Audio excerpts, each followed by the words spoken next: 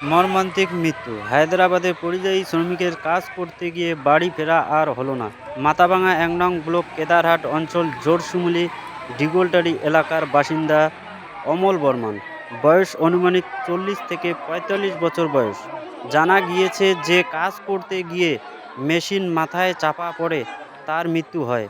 এই খবর শুনতে পেয়ে পরিবারের লোকজন ও পাড়ার লোকজন ভেঙে পড়ে। আজ মঙ্গলবার দুপুরে তার দেহ নিয়ে আসা হয়।